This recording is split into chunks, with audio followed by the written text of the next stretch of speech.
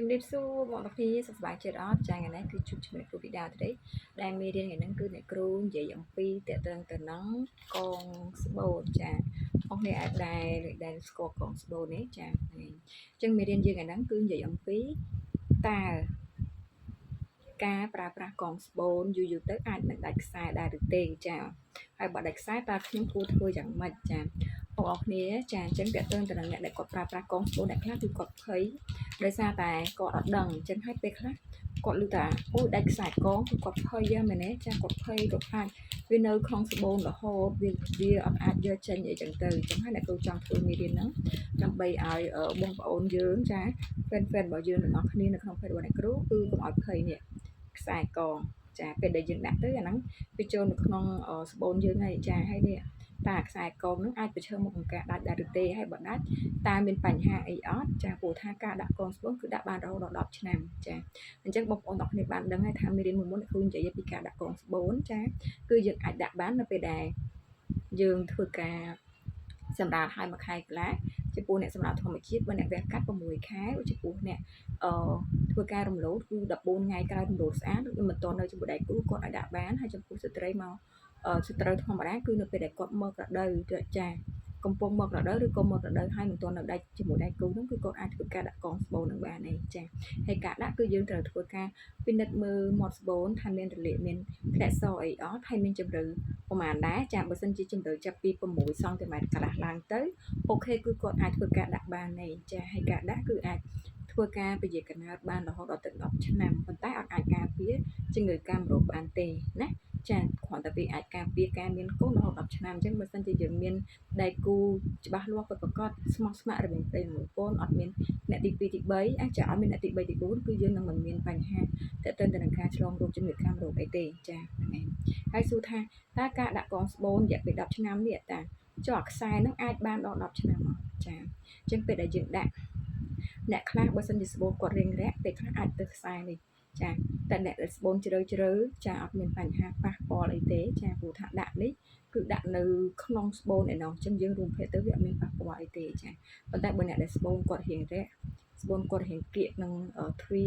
គឺអាចមានការទើសអីតិចដែរប៉ុន្តែវានឹងអាខ្សែនោះវានឹងទុនបន្តិចម្ដងអញ្ចឹងណាចាហើយសួរថាតើអាចដាច់ដែរទេគឺអាចដាច់បើសិនជាបងប្អូនគ្នាមិនបានការពារមិនបានអនាម័យមិនបានបណ្ឌិតមួយមិនបានថែរក្សាបានត្រឹមត្រូវព្រោះថាបើសិនជាយើងមានការធ្លាក់សច្រើនហើយយើងអត់សម្អាតយើងអត់លាងចាយើងអត់ពិនិត្យមើលយើងអត់ព្យាបាលអត់ការពារអាសហ្នឹងហើយដែលវាទៅស៊ីខ្សែកងហ្នឹងចារុំពាត់យូរទៅជាផុយទៅជារលួយដែលប្រឈមមុខឲ្យវាដាច់ខ្សែកងអញ្ចឹងការដាច់ខ្សែកងគឺអាចមានទៅតាមការថែរក្សារបស់យើងម្នាក់ហើយអតិថិជនដែលដាច់ខ្សែកងគឺសួរថាមានអត់មានចាមានច្រើនគូសំដែរចាហើយសួរថាចុះបើដាច់ខ្សែកងនឹងធ្វើមកចេញគ្រូយកចេញកើតអត់កើតកុំបារម្ភអត់អីទេចាយើងទៅកន្លែងពេទ្យខាងសម្ភពទៅហើយមានសេវាដាក់កងគឺគាត់មានប្រដាប់ចាប់ពេដំបងគាត់អេកូសិនថាគឺដាក់កងទៅវានៅខាងណាអញ្ចឹងនៅពេលអេកូទៅដឹងថាកងយើងនៅខាងស្ដាំនៅខាងឆ្វេងហើយគេមានឧបករណ៍សម្រាប់គៀបយកមកបានជាធម្មតាទេអញ្ចឹងកុំបារម្ភកុំភ័យខ្លាចដាច់ខ្សែកងទៅខ្លាចកងនៅក្នុងស្បូនយើងអត់កើតអត់អីកុំភ័យអត់អីទេណោះចាកុំបារម្ភអញ្ចឹងយើងអាចបន្តទុកបានរហូតដល់10ឆ្នាំធម្មតាឬក៏បើសិនជាយើងភ័យខ្លាំងយើងអាច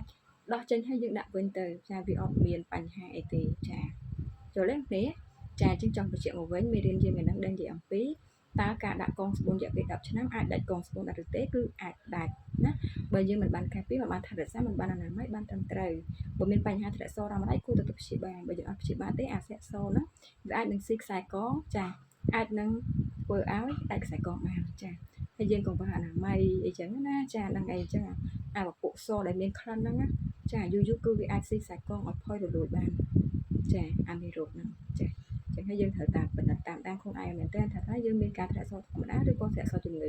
ធ្លាក់សធម្មតាវាអត់រំខានទៅដល់សុខភាពទេតែបើធ្លាក់សជំងឺវាធ្វើឲ្យយើងនឹងក្តៅចាក្តៅទ្វាចាមានធំក្លិនមានអីអញ្ចឹងណាមានរមាស់មានអីខ្លាំងអញ្ចឹងហើយវាមានពណ៌ខុសពីធម្មតាដែលវាធ្លាក់ជារៀងរាល់ថ្ងៃបើសធម្មជាតិវាធ្លាក់មុននឹងក្រោយមករដូវមួយអាទិត្យអីទេចាហើយចំពោះតើតើនឹងសួរថាបើសិនជាដាច់ខ្សែកងមានបញ្ហាអីអត់អីទេចាចាគឺ គឺវានៅក្នុងស្បូនយើងធម្មតាបើករណីយើងភ័យព្រួយខ្លាំងយើងអាចទៅដោះចេញតែបើយើងអត់ភ័យទេយើងអាចបន្តទុកបានរហូតដល់រយៈពេលដែលត្រូវដោះហ្នឹងបានណា